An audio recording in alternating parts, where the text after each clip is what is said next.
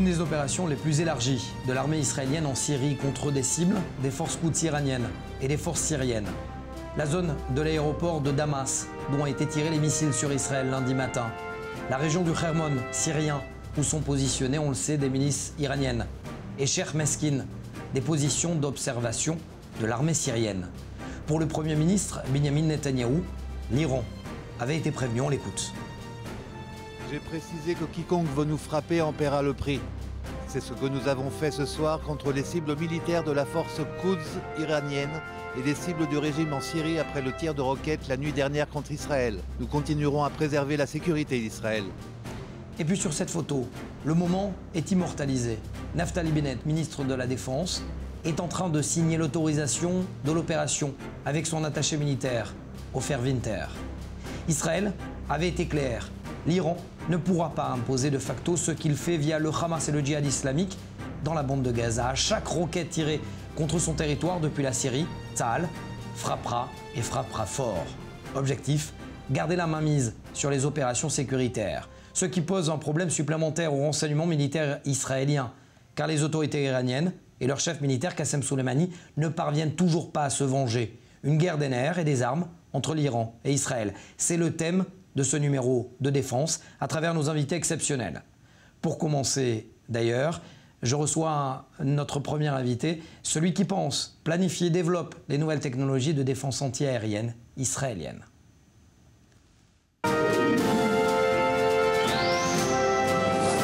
D'être avec nous. Je rappelle à nos téléspectateurs que vous êtes brigadier général de réserve dans l'armée israélienne et aujourd'hui chef du département de la protection de la défense antiaérienne au sein de cette société prestigieuse de Rafael. D'ailleurs, première question, en quoi consiste votre responsabilité de la protection des frontières et de la défense antiaérienne au sein de Rafael ? Je me considère comme un partenaire dans la défense de l'État d'Israël contre toutes les menaces aériennes. Le département des systèmes de défense antiaérienne développe, élabore, commercialise et gère une grande diversité de moyens de protection antiaérienne, avec pour objectif principal d'assurer la sécurité d'Israël. En parallèle, nous cherchons à faire des affaires avec d'autres États afin d'assurer notre avenir en tant qu'entreprise. Nous développons et élaborons des systèmes de défense antiaérienne de courte portée, susceptibles de neutraliser des petits drones par exemple, mais aussi d'autres plus évolués et conçus pour des portées plus importantes, tels le dôme de fer, système de renommée internationale. Sans parler du système Spider, qui représente en réalité tout un ensemble de systèmes de défense antiaérienne, des missiles air-air ou encore de la fronde de David. Ce système conçu pour intercepter des projectiles de très longue portée. Et il existe d'autres systèmes sur lesquels nous travaillons. Cette diversité des systèmes dont nous sommes spécialisés, systèmes que nous développons et élaborons, dote notre défense antiaérienne de toute une gamme de capacités lui permettant de contrer toutes les menaces imaginables.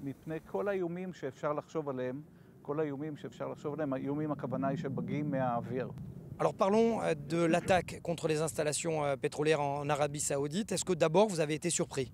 Je n'ai pas été surpris pour plusieurs raisons.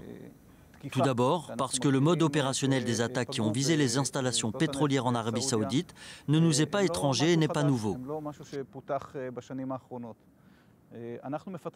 Les moyens qui ont été employés ne datent pas des dernières années. À cet égard, je veux vous dire, et je reviendrai ensuite à votre question, que nous développons à l'heure actuelle nos systèmes de défense en Israël contre des menaces existantes, mais aussi contre des menaces hypothétiques que nous prévoyons pour l'avenir. Nous sommes parfois renseignés sur les recherches en cours dans des États qui nous sont hostiles. Pour revenir à votre question, ce à quoi nous avons assisté en Arabie Saoudite est une attaque intéressante dans la mesure où elle a combiné deux types d'actions qui ont frappé simultanément et de manière très bien coordonnée. Je peux vous dire sans équivoque que les systèmes que nous exploitons, développons et élaborons traitent ce type de menace d'une façon optimale. Vous parlez de la fronde de David ? Aussi. Pas seulement ? Pas seulement. Vous pouvez me donner un exemple ? Par exemple, j'ai mentionné l'un des systèmes que nous développons, Spider, lequel est capable de traiter des menaces de ce genre. Il s'agit d'un système de défense antiaérienne qui comprend un missile impressionnant appelé Derby. Ce dernier est par ailleurs disponible sous plusieurs versions. de courte, de moyenne ou de longue portée. Dans des circonstances similaires à celles de l'attaque contre l'Arabie saoudite, ce missile aurait agi d'une façon extrêmement efficace.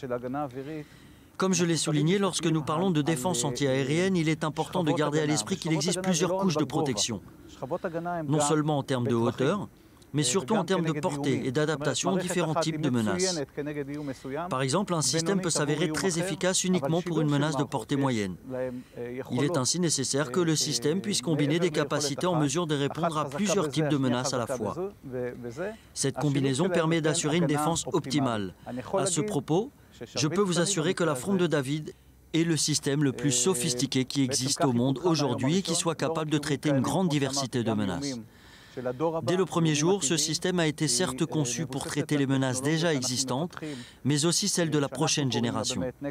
Il est basé sur des technologies que nous développons et que nous appelons les technologies de la prochaine génération. Ces dernières ne sont développées nulle part ailleurs.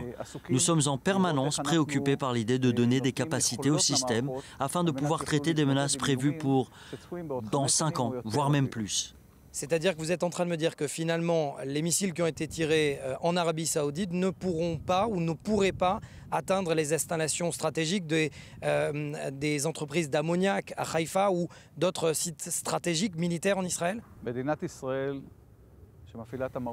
L'État d'Israël, qui exploite aujourd'hui de tels systèmes, est tout à fait capable de se défendre. Nous nous trouvons ainsi dans une situation très différente de celle de l'Arabie saoudite. Nous savons analyser chacune des menaces auxquelles nous sommes potentiellement exposés afin de pouvoir évaluer précisément notre capacité de défense. Nous identifions parfaitement bien ces menaces, il n'y a absolument rien de nouveau. Nous sommes en mesure de les analyser et de trouver une réponse adaptée à chacune d'entre elles. Toutes les données sont disponibles, ne serait-ce que dans la presse, ce qui nous permet d'établir une analyse de la situation. Bref, et en réponse à votre question, l'État d'Israël est protégé de façon optimale contre ce type de menaces. Le système Fronde de David a été utilisé visiblement, selon la presse, qu'une seule fois, alors que le dôme de fer est en constante progression. Est-ce que vous êtes certain que la Fronde de David est opérationnelle aujourd'hui? J'en suis certain à 100%. Comme nous le faisons pour le dôme de fer, nous effectuons en permanence des mises à niveau pour nos autres systèmes. Nous mettons à niveau en continu l'ensemble de nos systèmes. Nous avons des équipes d'ingénieurs qui comptent parmi les meilleurs au monde et dont la seule mission est de développer de nouvelles technologies, mais aussi de développer celles déjà existantes et d'accroître leurs capacités. Bien que le système n'a été utilisé qu'une seule fois? Ce sont deux choses différentes. On n'a pas besoin d'activer un système afin de pouvoir l'améliorer. Nous disposons déjà de plusieurs systèmes dont nous ne nous sommes jamais servis en pratique. Et je ne parle pas ici uniquement de notre département, mais de tout Raphaël, voire même à l'échelle de tout Israël. Nous œuvrons parfois au développement de systèmes jamais utilisés. Même dans mon département, lequel s'occupe de défense antiaérienne et antimissiles, nous sommes en permanence en train de perfectionner des systèmes existants dont certains n'ont jamais été utilisés.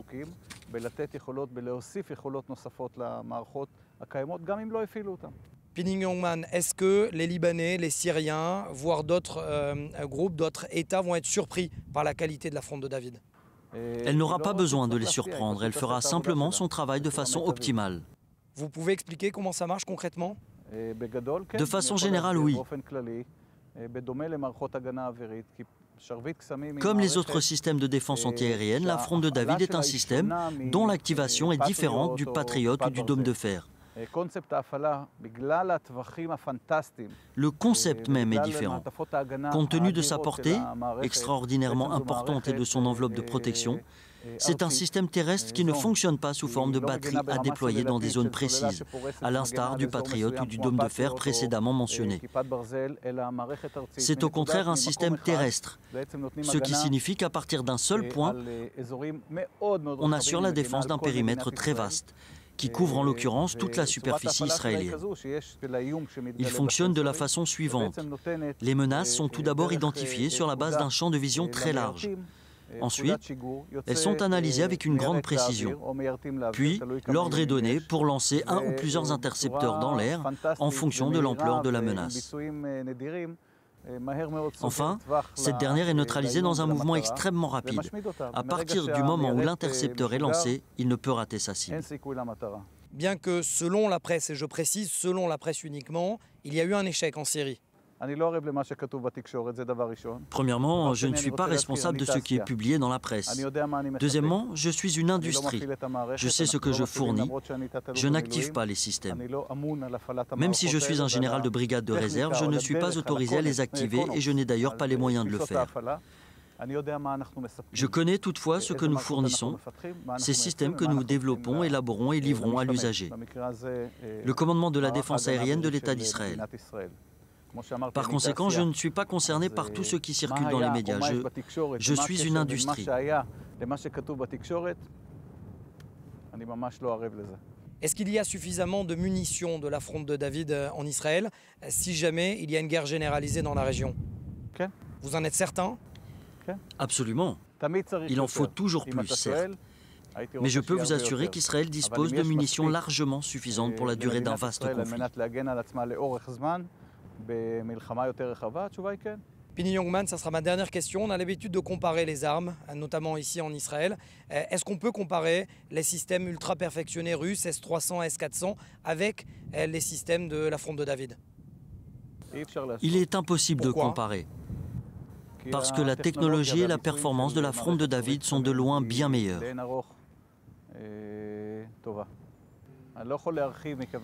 Je ne peux donner de détails, d'abord parce que ce serait trop compliqué. Mais connaissant de sources formelles les données précises, les performances du système, les détails concernant les enveloppes de sécurité par exemple, je peux dire de façon calme et claire que la fronde de David est un système bien plus évolué et plus performant. Merci Pini Youngman. Je vous en prie. Vous êtes le chef du département de la protection des frontières et de la défense antiaérienne au sein de Rafael. Merci d'avoir été avec nous.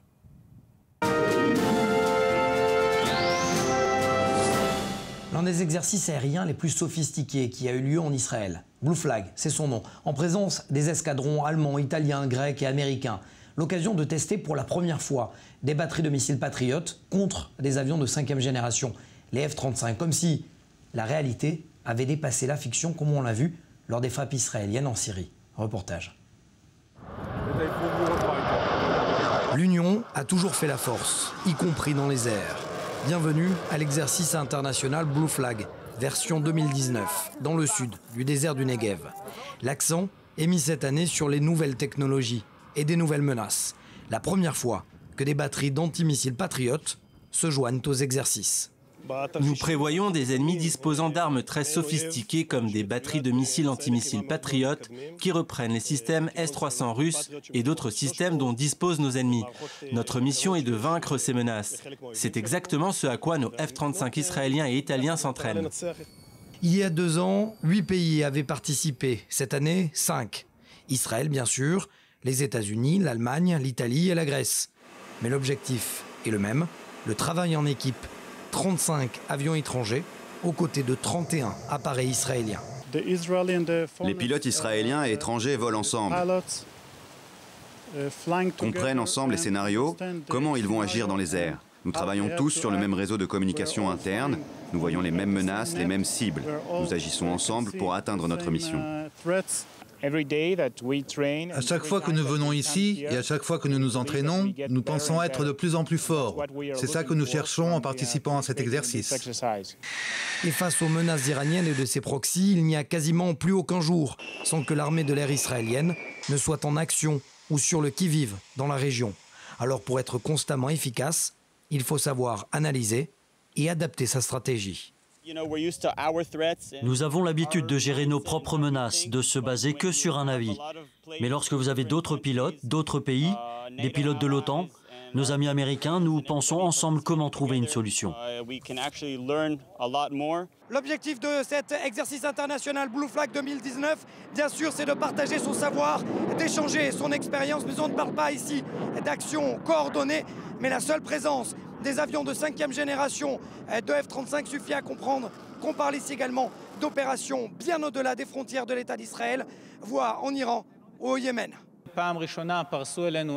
C'est la première fois que les F-35 italiens et israéliens prennent part à un entraînement. Et cette opération nous donne les bases d'un travail positif en vue d'une coalition si besoin nécessaire.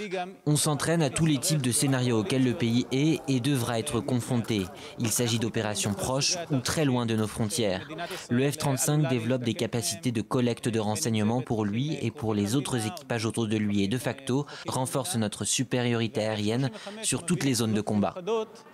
L'occasion pour les pilotes israéliens de démontrer leur capacité de combat, que ce soit avec les traditionnels F-15 et F-16 ou avec des avions de 5e génération lorsqu'il faut affronter les menaces, y compris lorsqu'il faut voler à basse altitude.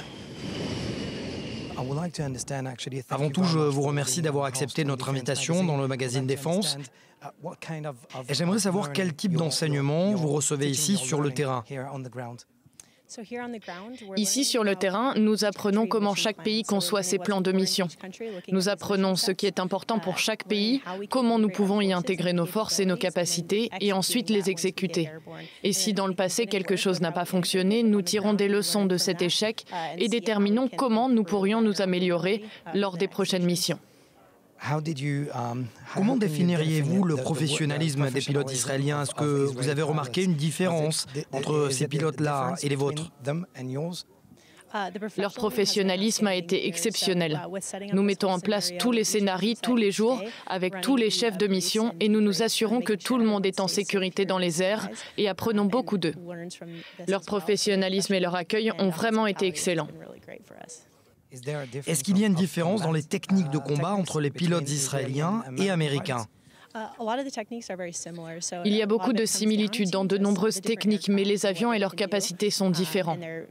Donc nous apprenons ce que chaque avion peut faire de manière spécifique et nous essayons de travailler main dans la main comme une véritable équipe pour cette mission. Donc nos techniques s'accordent bien ensemble et nous apprenons ce que nos avions peuvent accomplir. J'ai une question un peu plus personnelle. Est-ce que vous avez déjà piloté dans la région? Oui, depuis que je suis arrivée. D'ailleurs, j'étais dans les airs pas plus tard qu'hier. Et c'était vraiment agréable parce que là d'où nous venons, en Allemagne, nous ne volons pas souvent à basse altitude. Et là, j'ai pu le faire et j'ai pu m'entraîner à des techniques que nous ne pratiquons pas habituellement. Et c'était vraiment génial de travailler avec les chefs des sites de missiles et les opérateurs. Est-ce que vous vous sentez prête à effectuer votre prochaine mission en Syrie, en Irak ou dans l'un des autres pays de la région? Dans le cadre de cet exercice d'entraînement, on ne parle pas aux opérations et aux autres pays. On ne fait que bâtir des scénarios, donc je pense que je suis plus à l'aise avec nos partenaires pour mener des missions en collaboration avec eux pour piloter dans les airs en général. Mais on ne s'entraîne pas pour des missions dans tel ou tel pays. C'est un entraînement général basé sur la collaboration. Une dernière question. Est-ce que vous parlez de coordonner des opérations?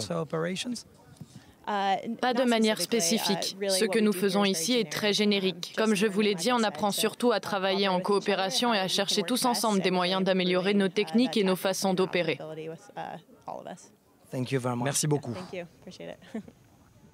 Alors on a parlé de défense aérienne, d'attaque aérienne. On va se concentrer aussi sur la sécurisation des frontières, ou plutôt des espaces urbains, un domaine dans lequel excellent, vous le savez, les sociétés israéliennes spécialisées, notamment dans la lutte contre l'attaque de drones. Nous en avons parlé récemment dans ce numéro de Défense. La correspondance depuis le salon de la sécurité intérieure à Paris, le fameux salon Milipol, de Charlotte Hauser. Bonjour Charlotte. Cette année, Israël est représenté par plus de 25 sociétés, parmi lesquelles le constructeur Rafael, qui vient présenter son innovation, le Drone Dome, un système capable de repérer et de neutraliser les drones. Voici comment ça fonctionne. Le concept, c'est que vous avez un radar qui est toujours actif sur la zone protégée et qui cherche des drones.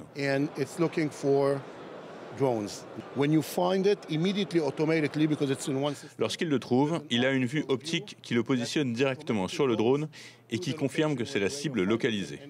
Alors, il y a le logiciel qui analyse le type de drone et qui est capable de dire à quelle société ou organisation il appartient. Après, il peut être détruit avec notre laser, tout cela en 7 secondes. Ce radar couvre une superficie sur 360 degrés. Il permet de détecter des drones qui se trouvent jusqu'à 3,5 km, même s'ils font la taille de 2 cm². Le laser peut agir. Ce modèle qui est présenté aujourd'hui permet de détecter des drones de petite et de moyenne taille, mais il en existe aussi pour les drones de plus gros format. Cela nous donne la possibilité de protéger les frontières, les lieux sensibles, comme les aéroports ou les bâtiments officiels.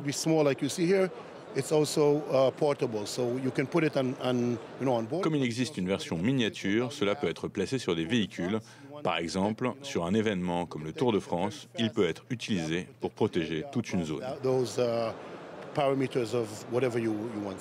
Comme vous venez de l'entendre, Mathias, ce drone dôme a de multiples utilités et pourrait servir à de nombreux pays. Bien évidemment, la société Rafael ne communique pas sur l'identité de ses clients, mais on sait qu'elle a déjà proposé ses services au Japon à l'occasion des Jeux Olympiques de Tokyo qui auront lieu l'an prochain.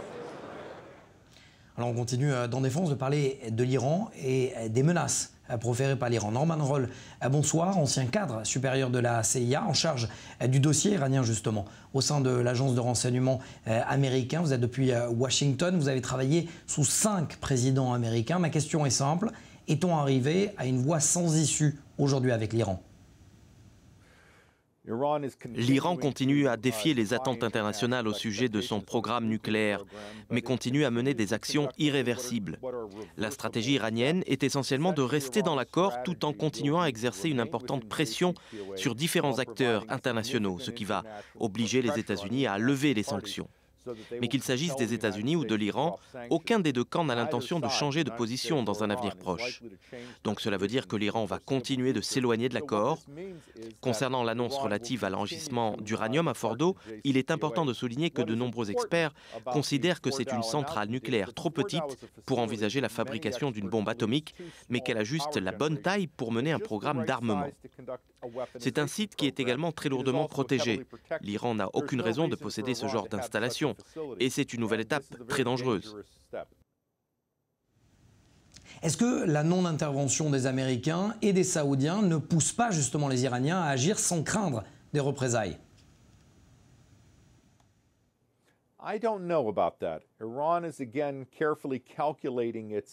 Je l'ignore. L'Iran est en train de calculer méticuleusement ses actions hostiles dans la région.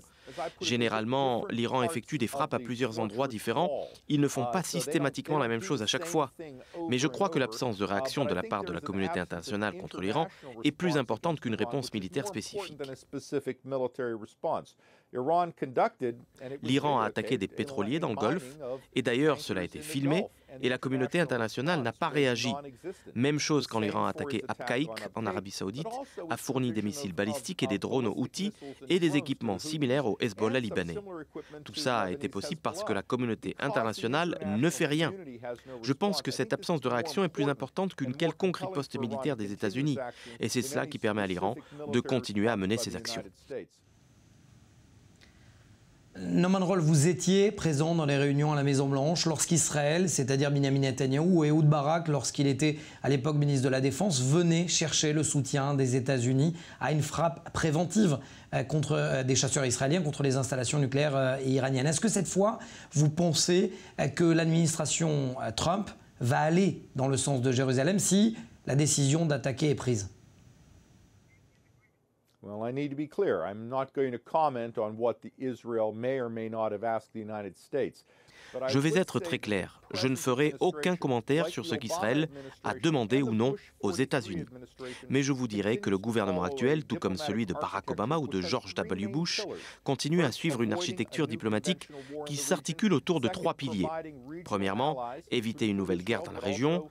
Deuxièmement, fournir aux alliés régionaux, notamment Israël, l'Arabie Saoudite et les Émirats, assez de munitions et de renseignements afin qu'ils puissent se défendre.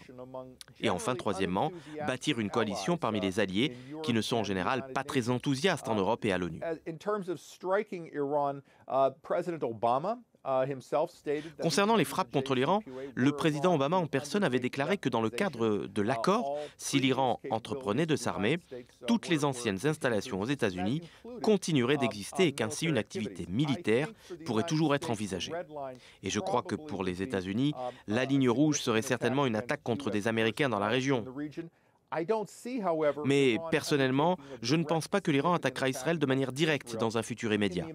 En revanche, je redoute des attaques dans le Golfe et le fait que l'Iran continue à la fois à développer son programme de missiles balistiques et les capacités en termes de cyberattaques de ses milices, ce qui inclut le Hezbollah libanais. Oui, mais vous parlez de ligne rouge, sauf que le Predator, c'est-à-dire l'arme la plus sophistiquée des drones américains, a été détruite sans réaction américaine. Ensuite, les installations pétrolières saoudiennes ont été attaquées sans quasiment aucune réaction américaine, si ce n'est peut-être une attaque cybernétique. Alors si ce n'est pas Israël dans la région, est-ce que les États-Unis pourraient frapper un jour ?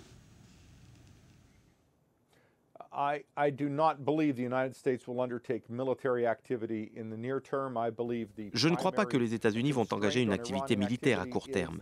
Je pense que la contrainte principale qui a de l'effet sur l'Iran est la pression internationale. Et il n'y en a pas eu parce que les Russes bloquent toutes les activités du Conseil de sécurité de l'ONU et parce que l'Europe ne semble pas avoir envie d'exercer une véritable pression sur l'Iran concernant son développement militaire dans la région.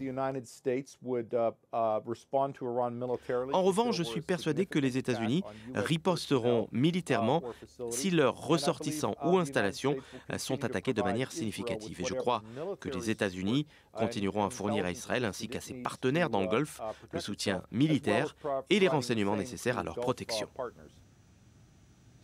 Merci à Norman Rallo. Je rappelle que vous êtes ancien cadre de la CIA. Vous avez travaillé sous 5 présidents sur le dossier justement iranien au sein de la CIA, l'agence de renseignement américaine. Tout le plaisir était pour moi.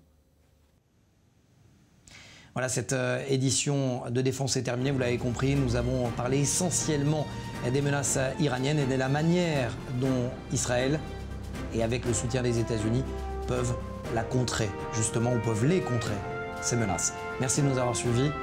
La semaine prochaine, même heure, même plateau sur Défense.